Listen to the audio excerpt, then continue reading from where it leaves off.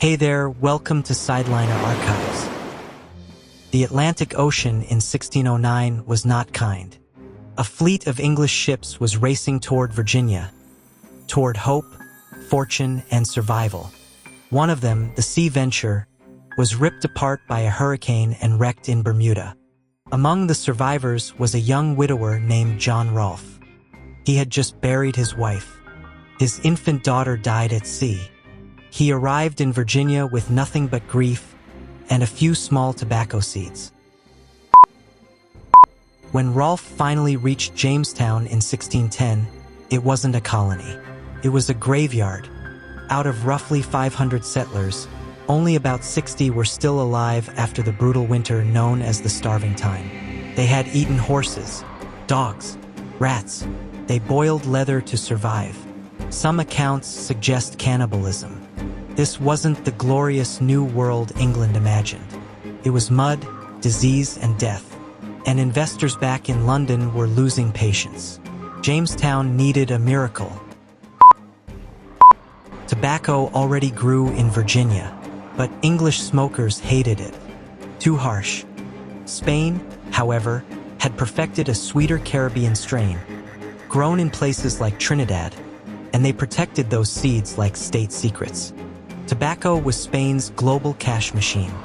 Somehow, Rolfe got his hands on those seeds. Not officially, not legally. Planting them in Virginia soil was a gamble.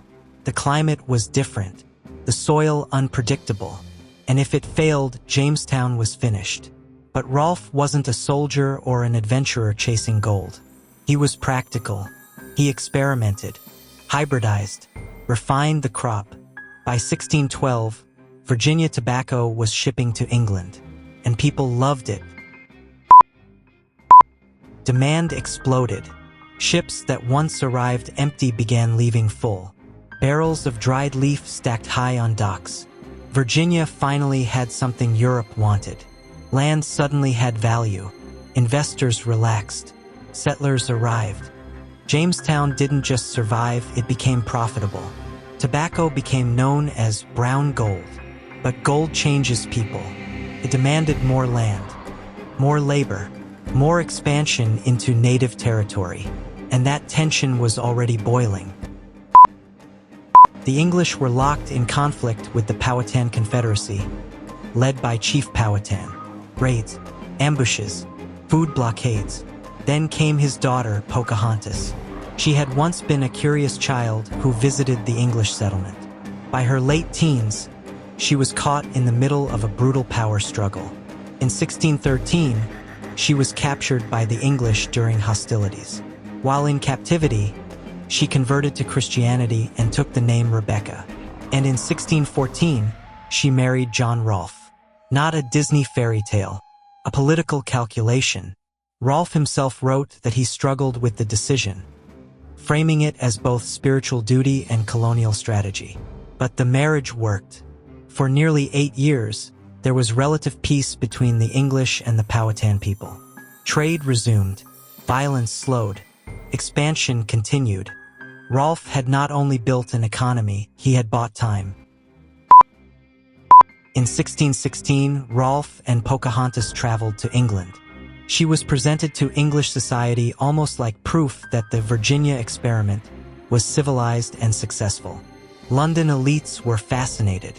Rolfe, once a grieving castaway, now stood in refined halls, his crop fueling fashion, habit, and addiction across the country. He had become one of the most successful planters in the Atlantic world. But history rarely rewards ambition without consequence. Pocahontas fell ill in England in 1617 and died at about 21 years old. Rolfe returned to Virginia alone. The fragile peace eventually collapsed. War returned in the 1620s, and tobacco kept growing. It demanded vast plantations, indentured servants at first, then increasingly enslaved African labor. The crop that saved Jamestown also helped build the plantation system that would shape American history for centuries. So who was John Rolfe? A grieving father who refused to quit? A political opportunist? A man who unintentionally helped lay foundations for systems of exploitation? He wasn't a swashbuckling hero. He was something more complicated. Without tobacco, Jamestown might have vanished like so many failed colonies before it. But because of Rolfe's gamble, it survived. And from that fragile settlement grew something far bigger than he could have imagined.